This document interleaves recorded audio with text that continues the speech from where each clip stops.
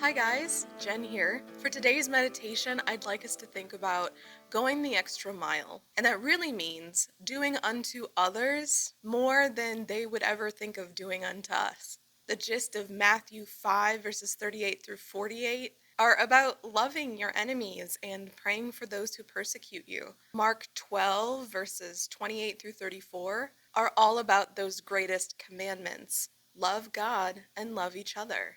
Our treatment of other people usually determines whether they're going to be our friends or our enemies. A lot of us are probably sensitive to how others have slighted us. We go unaware about how our behavior affects others. Awareness of how we treat other people, coupled with the courage to love, can provide us with an alternative to relationships that are formed out of fear or hatred. So I'd like to tell you this story about a little boy named David. Not the David we usually remember, but still a David from Bible times.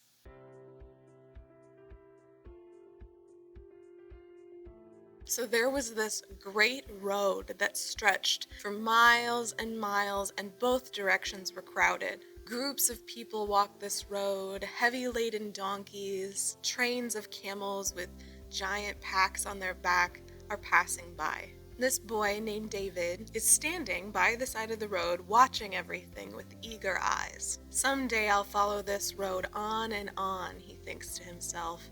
I'll follow it down to the great sea and I won't even stop there. Well, his eyes fall to the single figure walking down the path. He's a Roman soldier, thought David. I can tell by the way he's dressed. Ooh, how I hate the Romans. Weren't for them, the Jews would be free. We shouldn't have to pay their taxes or obey their stupid laws. I hate it. He stares at the Roman soldier who is crossing past him almost directly across from him on the road now. The soldier stopped. He shifts his weight, he slides the pack off of his back, and he sits it down on the ground, and he straightens himself up and stretches a moment and rests and looks at the crowd passing by. Well, David stares at him, still thinking his angry thoughts. Then, just as the soldier goes to pick up his pack again, he notices David standing just a few feet off. "Here, boy," he calls. "Come here." Well, David wanted to turn and run, but he didn't dare. No one would dare disobey a soldier from Rome. So David goes nearer, slowly, and the soldier motions to his pack. "You will carry it for me." Now David well knew that there's no help for this. Back then there was a known and hated Roman law that said that any Roman soldier could make any Jewish boy carry his load for him in any direction for 1 mile. Only for 1 mile, David angrily thought, and he picked up the pack. The soldier had already turned away and started down the road. He didn't even bother to look back to see that David was following him. He knew that David would dare not do anything else. And David followed. The pack was heavy, but David was strong. He swung along easily, but his thoughts were angry. He wanted to throw the soldier's pack down in the dirt and stomp on it. He wanted to shout rage at the Roman soldier, that hated Roman soldier striding so easily in front of him. But he could do nothing except follow along, keeping his bitter thoughts to himself. Well, it is only 1 mile, thought David. Just 1 mile. He can't make me go a step further. Just 1 mile. Then, while David was plodding along, he suddenly remembered this other day that he was walking down this same road.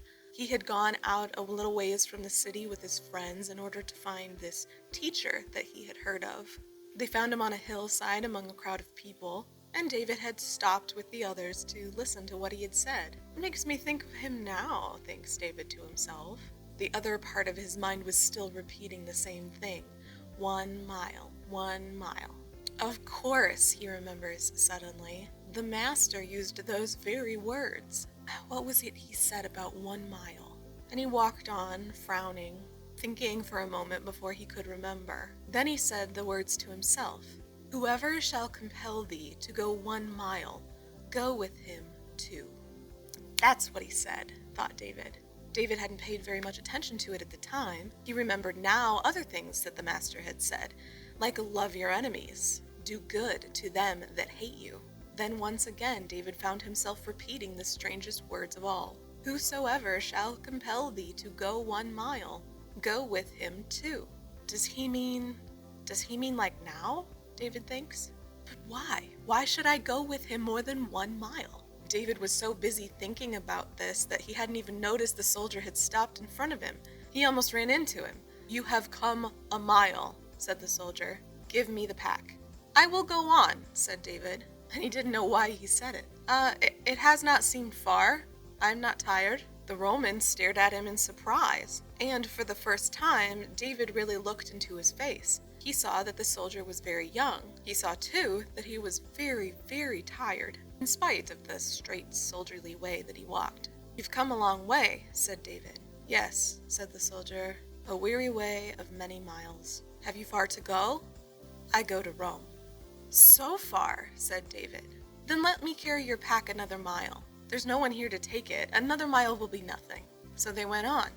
Only now the Roman soldier slowed and waited for David, and they walked together beside each other along the road. Suddenly David found himself talking to this soldier. It was as if they had known each other for a long time. He told him all about his home and his family. He listened while the soldier talked about his travels to faraway places. They were so busy talking that the distance seemed short. "Tell me," the soldier said at last, "how did it happen that you offered to come this second mile?" David hesitated.